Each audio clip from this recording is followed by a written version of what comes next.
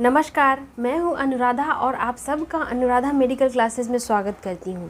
जैसा कि आप जानते हैं कि मैं इस चैनल के माध्यम से आप सबके सामने एक एक प्रॉब्लम्स का सॉल्यूशन लेकर के आती हूं और हर एक वीडियो में कुछ न कुछ नया सिखाती हूं। तो आज की इस वीडियो में हम लोग ऐसे ही एक नए डिजीज़ के बारे में जानेंगे जिसका नाम है गोनोरिया। और गोनोरिया में क्या क्या होता है ये सारी चीज़ हम लोग इस वीडियो में जानेंगे और देखेंगे भी कि हमारे शरीर का ऐसा कौन सा अंग होता है जो इस गोनोरिया नामक बीमारी से पीड़ित होता है। तो सबसे पहले मैं यह बता दूं कि यह महिला और पुरुष दोनों में होने वाला बीमारी है और दोनों के जेनाइटल ऑर्गन में होने वाला बीमारी है। जेनाइटल ऑर्गन कहने का मतलब हो गया कि आपका जो रिप्रोडक्टिव वाला एरिया है, गुप्तांग वाला जगह है, वहाँ पे होने वाला यह बीमारी है। तो महिला का जो गुप्तांग होता है जिसको वेजाइना बोलते हैं और पुरुषों का जो गुप्तांग होता है उसको हम लोग पेनिस वाला एरिया बोलते हैं। ठीक है, आई होप ये दो चीज़ आपको क्लियर होगा। तीसरा सवाल आता है कि यह किस प्रकार का बीमारी है। तो यह एक सेक्सुअली ट्रांसमिटेड डिजीज़ है, एसटीडी है। एसटीडी देखिए क्या होता है, जैसा कि नाम से ही स्पष्ट है कि सेक्सुअली, दैट मीन्स सेक्स के माध्यम से फैलने वाला एक बीमारी है।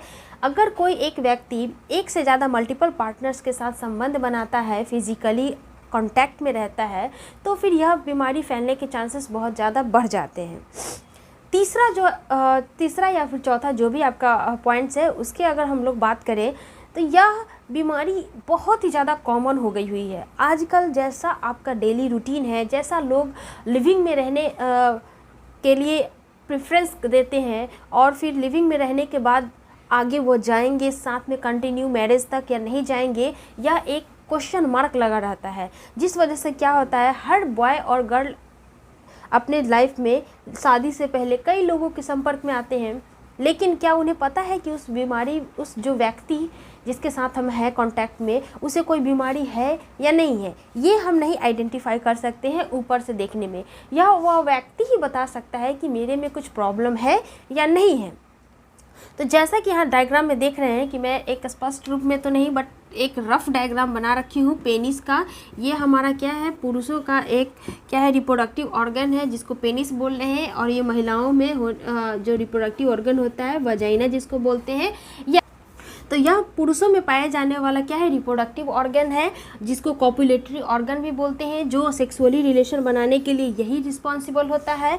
और फीमेल का वेजाइना आप जानते ही हैं कि यह रिप्रोडक्टिव ऑर्गन होता है और कॉपुलेटरी के लिए एक स्पेस प्रोवाइड कराता है। यह जो है गोनोरिया एसटीडी, जैसे बता दिया कि मैंने एसटीडी है, सेक्सुअली ट्रांसमिटेड डिजीज़ है। तो सवाल आता है कि जब पुरुषों में अगर यह बीमारी हो गई हो तो उसको क्या उसमें सिम्टम्स दिखेंगे। तो मैं आपको बता रही हूँ कि पुरुषों में जब इस प्रकार का इन्फेक्शन हो जाता है तो उसमें पेनफुल यूरिनेशन होता है।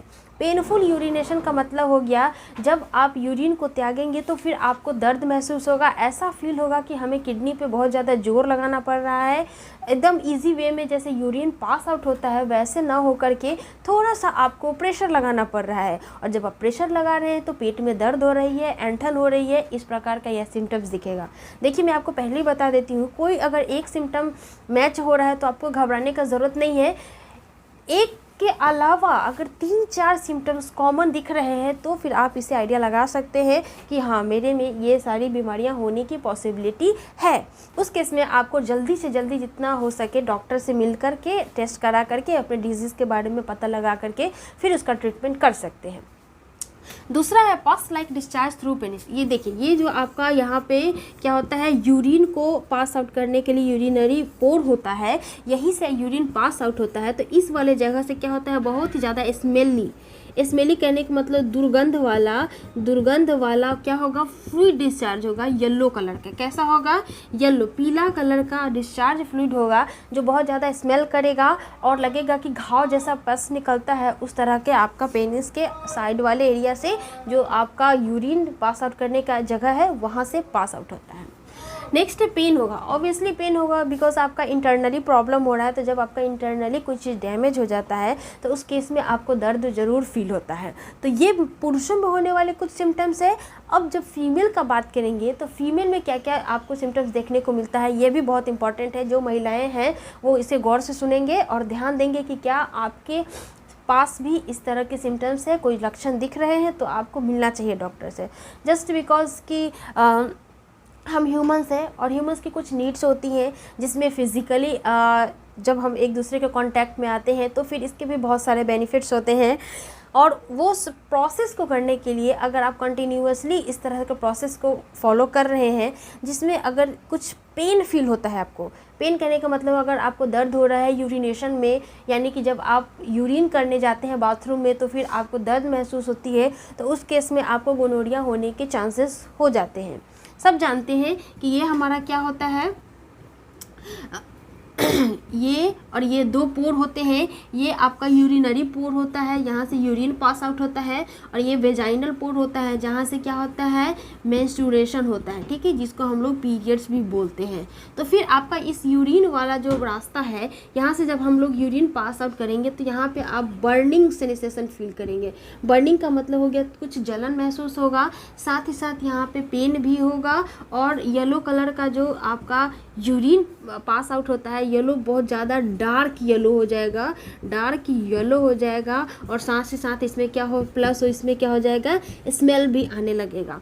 तो ये कुछ प्रॉपर्टी होते हैं, कुछ लक्षण होते हैं जो गोनोरिया को डिफाइन करते हैं कि आपको गोनोरिया होने के चांसेस है, ठीक है। और जब भी आप कॉपुलेशन करेंगे, जब भी आप फिजिकली रिलेशन बनाएंगे, तो फिर आपको इस वेजाइनल वाले रीजन में क्या होगा, पेन होगा, और साथ ही साथ क्या हो जाएगा, जब मेंस्ट्रुएशन का प्रोसेस होगा तो इर्रेगुलर ब्लीडिंग भी होगा। क्या होगा, इर्रेगुलर ब्लीडिंग, ठीक है। ये सारे कुछ महिलाओं में सिम्टम्स देखने को मिलता है जो गोनोरिया को बताता है कि यह बीमारी आपको है, ठीक है। अब नेक्स्ट सवाल आता है कि क्या इसके कुछ चांसेस होते हैं, कुछ नेगेटिव फीडबैक मिलते हैं? तो बिल्कुल इसका नेगेटिव फीडबैक होता है। फीडबैक सबसे बड़ा होता है कि यह इनफर्टिलिटी कॉज करता है। इनफर्टिलिटी क्या होती है, महिलाओं और पुरुषों दोनों में होने वाला, जिसको सामान्य भाषा में हम लोग बांझ भी बोलते हैं, यह तक कॉज करता है।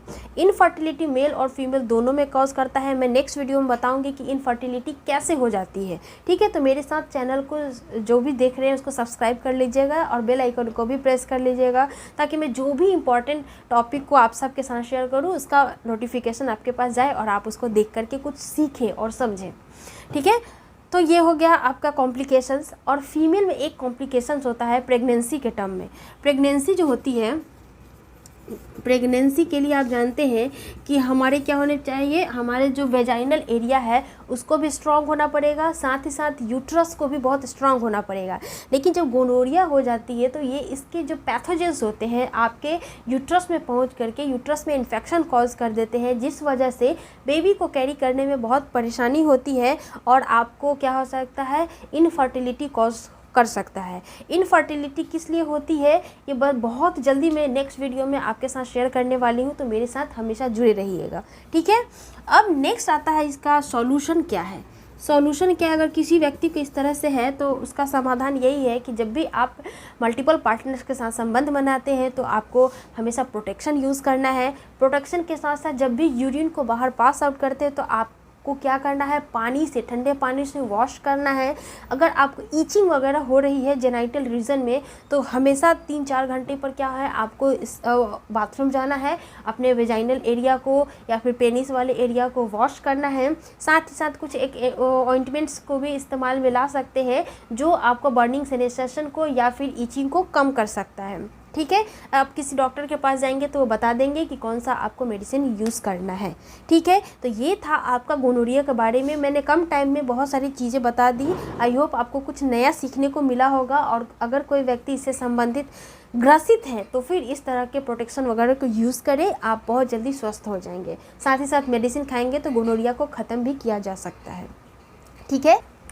बहुत सारे लोगों का सवाल होता है कि मैम आपसे पर्सनली चैट करना है तो फिर कहाँ पे आपसे चैट कर सकते हैं। तो अगर जो लोग टेलीग्राम चैनल ज्वाइन करके वहाँ पे अपनी बात रखने से संकुचित होते हैं तो वो मेरे इंस्टाग्राम आईडी जो है, जो लिंक डिस्क्रिप्शन में दे दिया गया है, अनुराधा मेडिकल क्लासेस करके, आप टेलीग्राम चैनल भी इसी नाम से है और साथ ही साथ मेरा इंस्टाग्राम आईडी भी यही है, अनुराधा मेडिकल क्लासेस। आप जा करके वहाँ पे मुझे फॉलो करके वहाँ भी रील्स वगैरह देख कर फीडबैक दे सकते हैं और वहाँ पे मुझे पर्सनली कांटेक्ट करके मुझसे बात कर सकते हैं चैटिंग के माध्यम से, ठीक है। मिलते हैं नेक्स्ट वीडियो में और मुझसे हर एक सवाल का जवाब आप पाएंगे। विश्वास कीजिए और मेरे साथ जुड़े रहिए। अपना ध्यान रखिए। जय हिंद।